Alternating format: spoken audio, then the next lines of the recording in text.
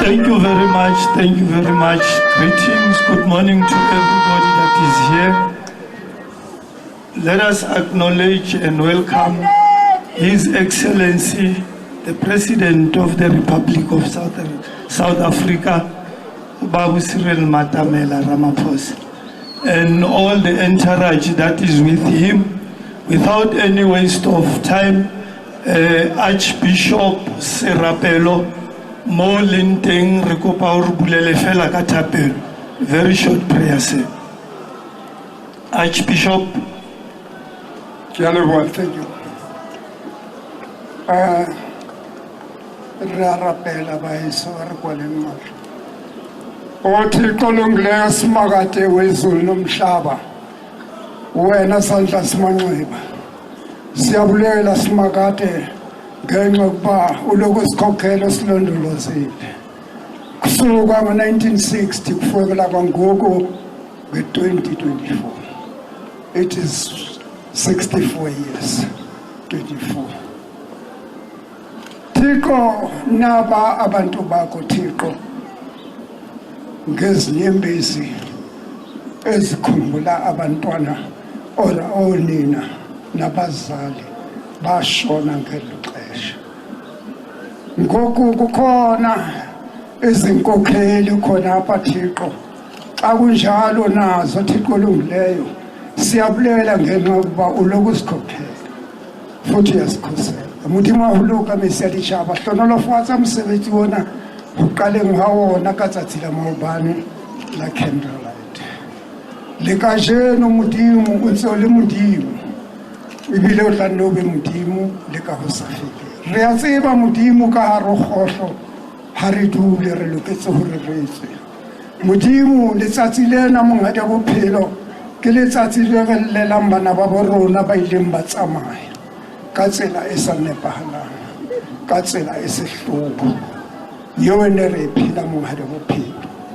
Ke bana bohle batho ba hao di teng di ketapele monghadi, di teng di theoha ka mafapha le ka mafapha di tlile hona mona mosebetsing ona o moholo o wena o entseng hore re kopane monghadi wa bophelo ba rona. Senatla ha ke re letho hobane ke wena qala le diqetelo, alpha le omega. O la hana le bo Shadraka le bo Meshaka bo Abednego ba kgetse ka hara sebopi sa mollo, empa ka baka la hobane o le modimo wa tshepahala o ba ntsha ke rona bana le rona re ntshe ka hara mathata le ditshenyetsi hobane le bana ba rona bana le mathata a o ba kena ka hare ho di thethefatse monghadi wa bophelo. Modimo o le o ka re o rapetse Senatla.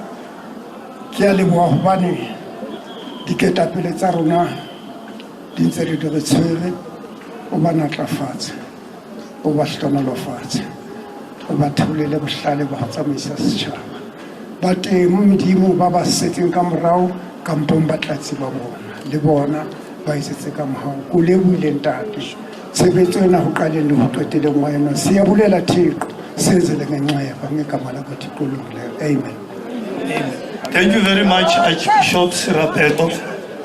President, while you're still waiting, just behind you there are 69 stones whereof the people that were shot and killed in 1960. Normally our tradition is that each time we have this kind of a gathering, we'll invite family members to lay wreath next to their stones. So this is the process that will be happening before I hand over to the army procedures.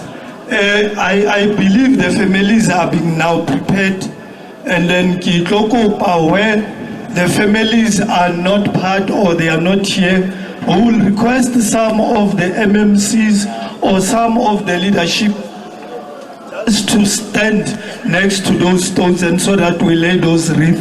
And then once we are done with that, then we will be coming back this side where the president will be doing an honor to lay the wreath. The families, let me then give out to you.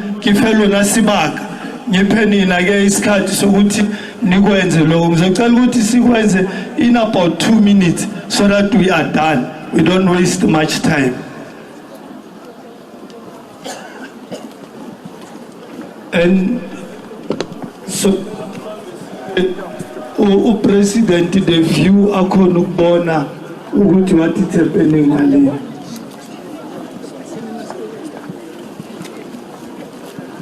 Ausnoktula, please lead that process, and when you are done, indicate to me that all is well, all is done.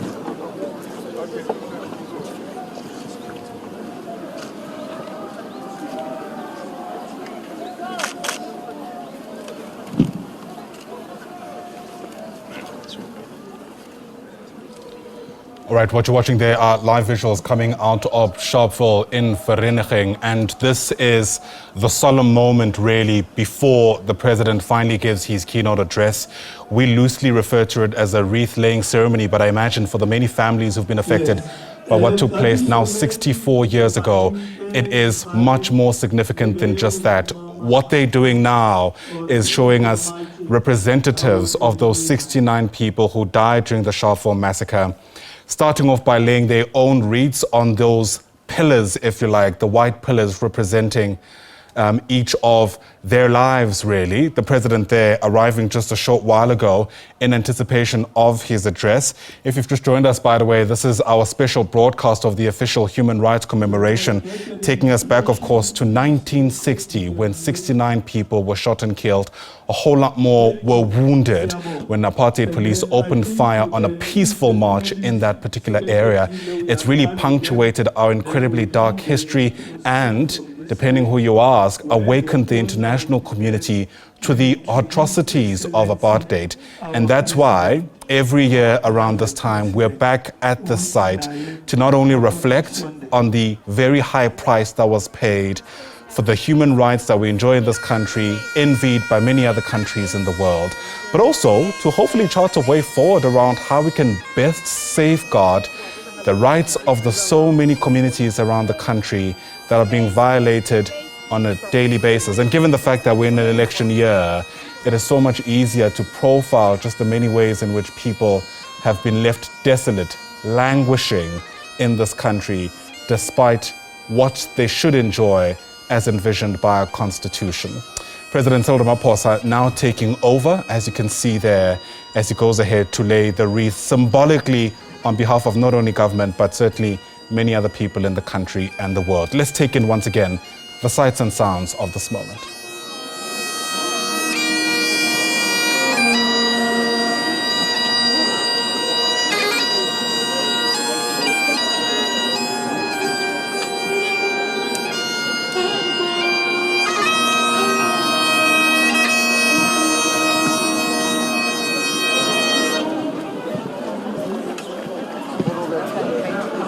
Thank you very much, His Excellency, our beloved President, for having time to come and lay the wreath to the people of Emfuleni, the people of Van, people of Sidibe. Really thank you out of your busy schedule that you came in honor these people, these fallen heroes, the gallant heroes that are here, the families, siyabonga nani.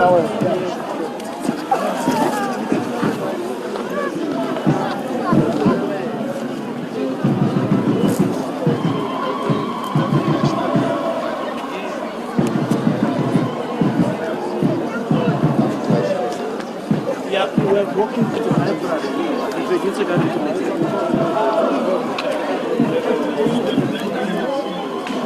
While the President is leaving, let me take this moment to dumedise batho be ke ba bonang ka nqane ho fetse ba tlileng ba tlo hlompha mokete ona. Sentse ke le mema he bana beso that after Mona, let us go to the stadium. Most of you ba batla go bona president ka ke le batla ho utlwa ha bua. All right, once again, live visuals there from Sharpeville, not too far from the George Tabe Cricket Stadium. That's where President Cyril Ramaphosa will take behind the mic and give us his reflections around where he reckons the country is 64 years after the Sharpeville Massacre. So we've pretty much wrapped up now the first part of this day-long program, which involved the laying of the wreath. You saw there It was preceded by representatives of the families who were most affected, dare I say, by the Sharpeville Massacre after losing members of their own family. 69 people shot and killed back in 1960. Thereafter, President Cyril Ramaphosa went on then to also symbolically lay a wreath there in that remembrance hall around the Sharpeville Exhibition Center. It's an opportunity, of course, for us to reflect on what has taken place in 1960, but also an opportunity for us to talk about the many ways in which human rights today are being safeguarded or not. And I suppose from an optics perspective, Zizi Kodwa walking next to the president should come as no surprise, given the fact that in many instances, it's the Arts and Culture Department that is driving much of the commemorations that are likely to unfold later on today. But of course, this Human Rights Day is closely linked to what took place when 69 people were shot and killed. We're told more than 180 others were wounded by apartheid police. And in reflecting around what happened, many people will remember that Sharpeville at the time was actually largely untouched by anti-apartheid demonstrators or demonstrations. But it was on this day in 1960 when some anti-apartheid activists touched this town and ultimately organized that peaceful march, which then ultimately led to police opening fire and killing, as I mentioned, those 69 people. You'll forgive, of course, the lack of stability, dare I say, in our angle as we try to bring you a shot of the president entering now the precinct of the stadium, but also in that particular crowd is our Samkele Maseko, who has been watching at a close vantage point to get a sense of the mood at the very least there. And Samkele, if you're able to hear me, the president has now arrived. There's been a wreath laying ceremony that's been wrapped up. What should we expect next?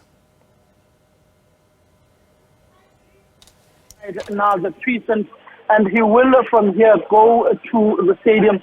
There is just a couple of visuals he's going to see at this specific library here where he has entered to, as we also try and fix our live unit in order to show you those visuals of once he comes out of this particular library. You know that the president is an Advent reader, and he does inspire South Africans to read as many books in a year as possible.